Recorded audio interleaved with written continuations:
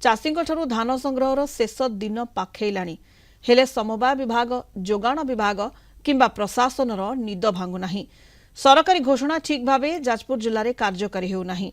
अन्यपटे अदिनिया वर्षा और कुआपथर माड़ चाषी दाउ साधे।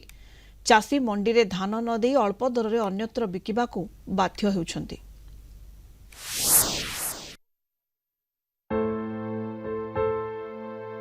मार्च 31 मंडी रे धान संग्रहर शेष तारीख। मात्र कृषि समवाय विभागर दायित्वहीनता जोगु जाजपुर जिले में यह कार्यकारी करिबारे विलंब होइथिबा अभियोग करिसंती चाषी। अनेक मंडी रे एबे धान गदा होइछि। अदिनिया वर्षा सांगकु कुआपथर ओ पानी काकर खाई धान गचा हेबाकु बसिलाणी। धान को सुरक्षा देबारे चाषी असमर्थ। बाध्य हुई चाषी कम दर रे जिला बाहरर दलाल को बिकिबा को बाध्य हेउछंती। सरकार तो 800 टंका एमएसपी वृद्धि कला। चाषी मन में बहुत उत्साह है। 800 टंका वृद्धि हम आम परिवार बंचो कि दुखद कथा चाषी मैंने बर्तमान मिलर मान को ब्लैक रे साहूकार मान को धान बिक आरंभ कले। 30% चाषी धैर्य ना एत दिन पड़ी पड़ी रही धान बिकिले कौटी आपंकर मिलर मान को गाँव साहूकार मान को धान बिकिले। अकथनीय अत्याचार होती गजा मारे धान नष्ट है। विभिन्न समस्या नहीं कि चाषी मैंने धैर्य ना आम देखू सेक्रेटरी भी फोन कर मिलर रेस्पॉन्ड करू नहीं माने गोटे बार बेखातिर करुच्ची धान आम जार आम तो प्राय एठिया लोकंर चाष पर निर्भर वर्षक 12 मास चाष करके छुआ पिला बंधु बांधव मेडिकल सबुत यही धान अमल करके चौ। बर्तमान चाषी कौन कर मुंडे हाथ देकी बस समस्त आज 10 दिन है आज्ञा 2 खंड गाड़ी आसला काली गाड़ी आज्ञा देना राति तमाम अनिद्रा हवा पड़ू। ये पालटपुर समवाय समितिर धान देखुवे आम 8-10 दिन है कौन गाड़ी भी आसुनी से भली षंढ भय आम राति तमाम जगिया पड़ू।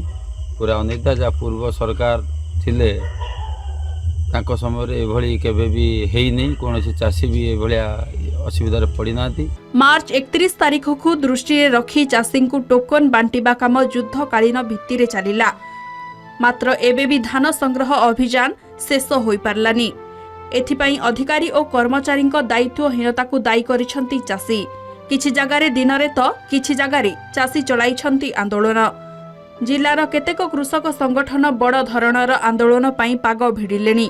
साधारण चाषी मध्य आंदोलन रे सामिल हेबाकू प्रस्तुत हेलेनी। सेपटे कृषि समवाय एवं जोगाण विभागर अधिकारी कहिसंती समस्यार समाधान पाई उद्यम जारी रहिछि। वर्तमान आम साधारण देखू आम पंचायत अधीन थिबा तलिया पीएसएस रे पाखापाखि 10 गाड़ी भाई हम 2500-3000 धान बिल भर रही। मंडी इनफ्रास्ट्रक्चर न था कि मंडी करने जो परमिशन देले प्रशासनिक अधिकारी माने से जगह देले टोकन ठीक समय लोक मान मिलला सत कथा किंतु होची टार्गेट अलॉटमेंट नथिबारु मिलर मान गाड़ी पहुँची पारि नथिबारु सबू चाषी मान टोकन 15 दिन लाप्स है पर्यंत पर भी माने टोकन कहूँ धान उठी पारुनी धान आनिक लोक रखुचंती। तार कारण हूँ बेपारी माने मन इच्छा आगे दे दौरान चाषी ना बेपारी माने दे दौरान जो 200-300 टंका अधिक लाभवान पाँच सोसाइटर सेक्रेटरी माने मन इच्छा जो मैंने आगे आगे टोकन डेट दे दौरान जो जहाँफल प्रकृत चाषी मैंने लास्ट को रही जाऊँच दबार समस्या होची मास मास धरी पड़ रोचे। जो मानकर धान तांकर टोकन पहुँचनी एडवांस से माने पकई देथिले माने टोकन लाभ सेवाटा जो एसएचजी रो पालटुपुर गोटे अच्छी से सीरियली जो सीरियली किणवा कथा से अनुसार से किणी नथिले